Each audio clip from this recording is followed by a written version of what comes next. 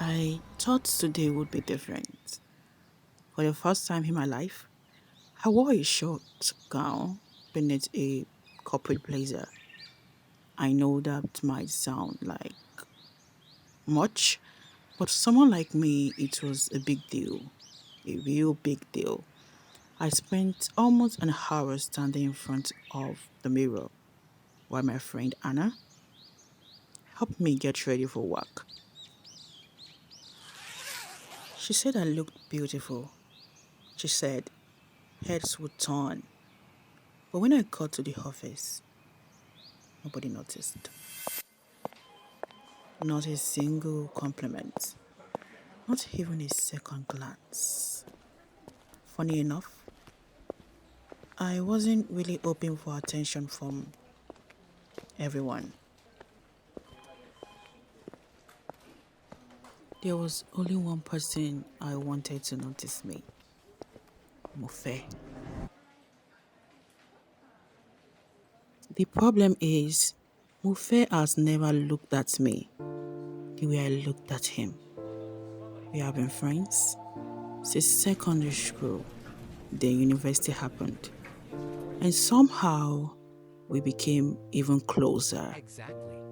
He became my best friend, my confidant, the first person I wanted to talk to every morning, and the last person I wanted to speak to You. before sleeping. I was in love with him, hopelessly, completely, painfully. Or maybe he did, and simply never felt the same way. While other girls were experiencing love, heartbreak, and relationships, I was stuck loving one person who never chose me.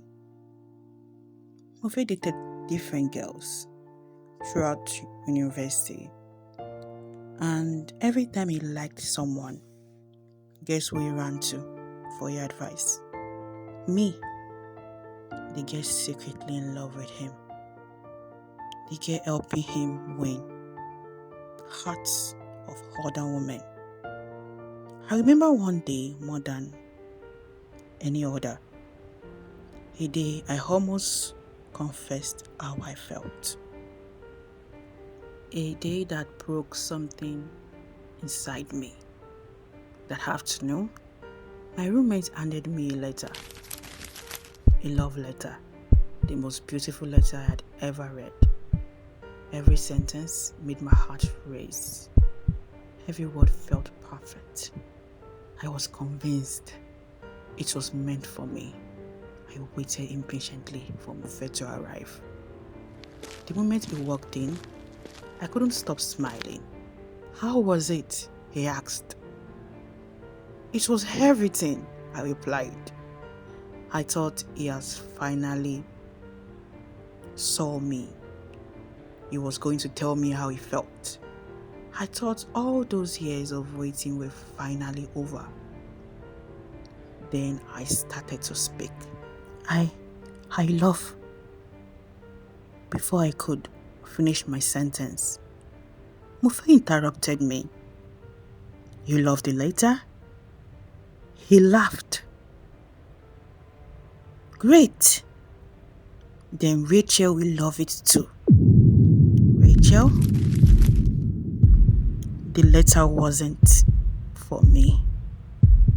It was for another girl. And just like that, my heart shattered quietly again. I wish I could tell you that was the moment I finally moved on. It wasn't. Life has a funny way of keeping you close to the people you are trying to forget. You were so sweet.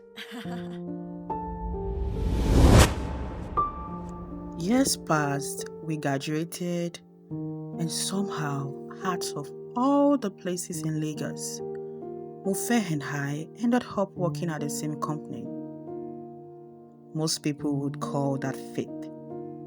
I called it torture, Because every day I had to watch the man I loved treat me like family, like a sister, like someone he could never possibly see as a woman.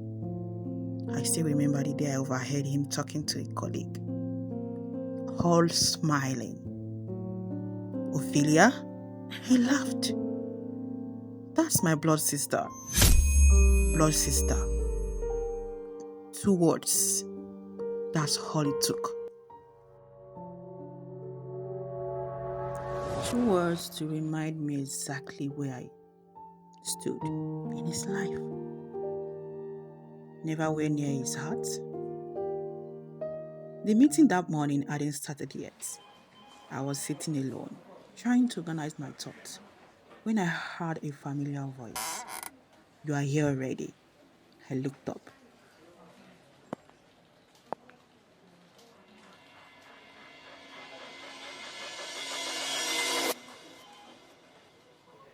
Mofe, smiling as usual.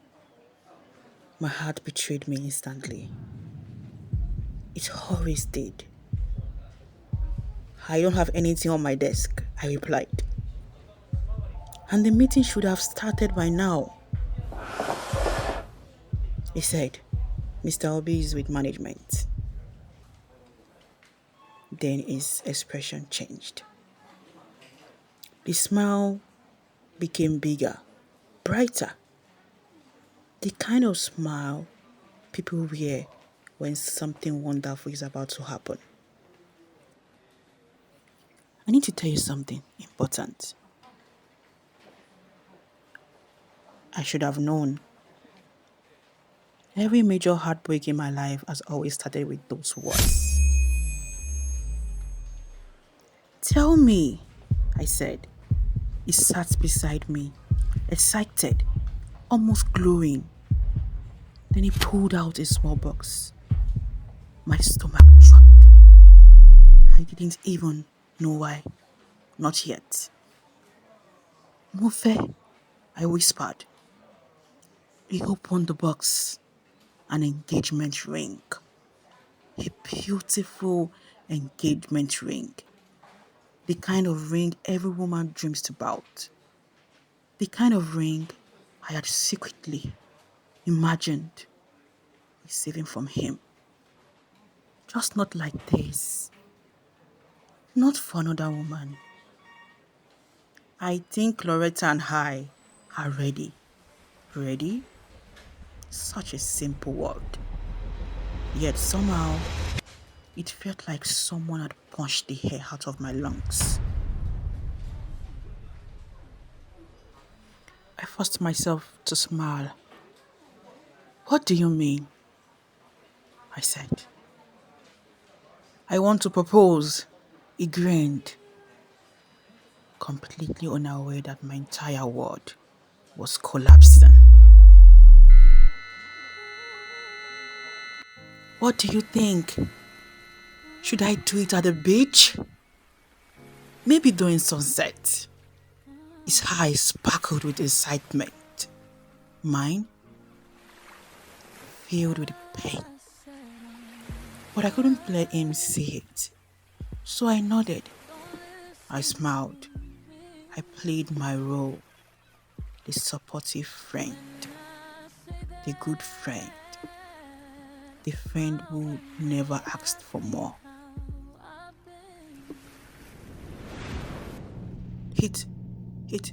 It sounds perfect. His smile widened. I knew you would understand. Then he said the words that hurt even more than the ring. You are always supportive. He paused. You're like a sister to me.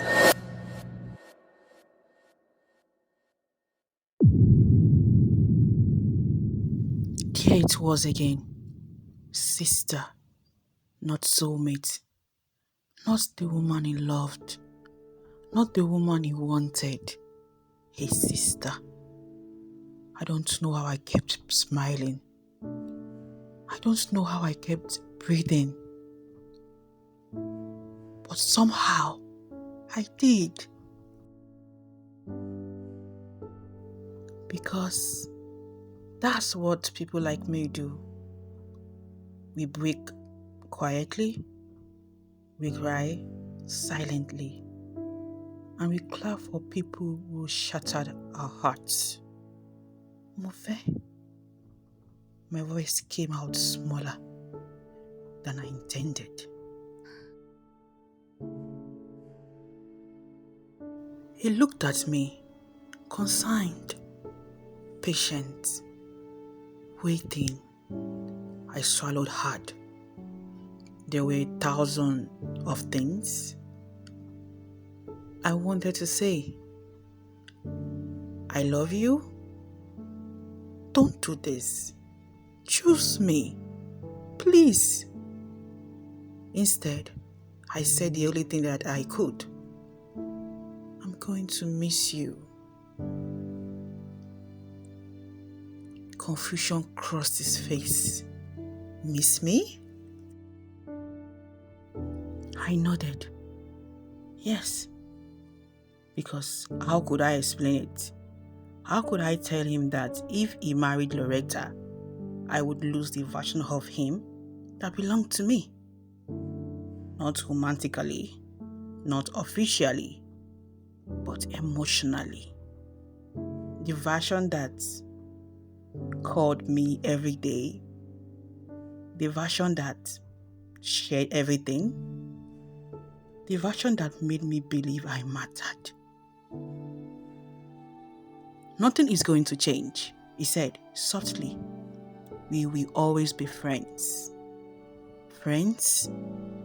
Always friends. Never more. Never less. And that was when I finally understood something. The person I loved most in the world would never love me back. Not the way I wanted, not the way I needed, not even close. So I smiled one last time and told him I was happy for him. He put me into a warm embrace, that kind that feels so special to me, and I couldn't help but to grieve what could have been. I said I'm fine, but don't listen to me. Because sometimes the hardest thing about loving someone is pretending your heart isn't breaking while you wish them happiness. I learned to hide you under my skin, but you still breathe where I begin. Yes, that is a good idea, sir. I say I don't miss you anymore, but I still check the past like a closed door, hoping somehow it opens again, even though And as the meeting finally began, voices filled the room.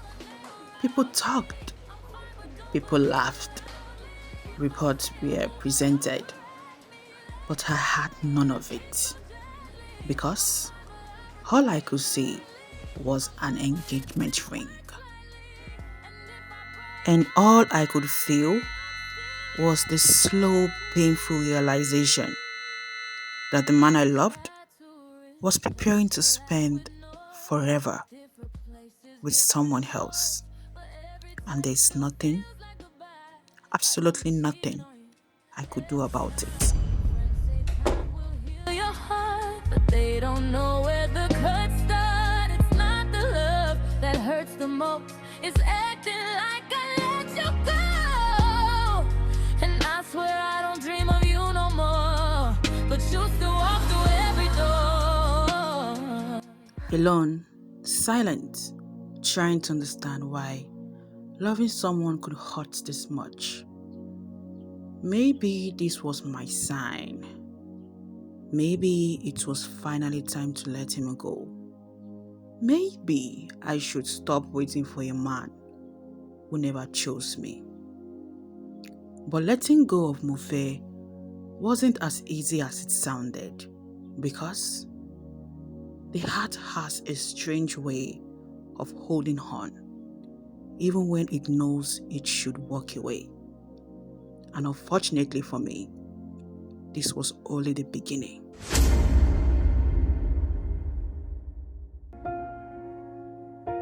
Because if I face what's really true, I might fall back in.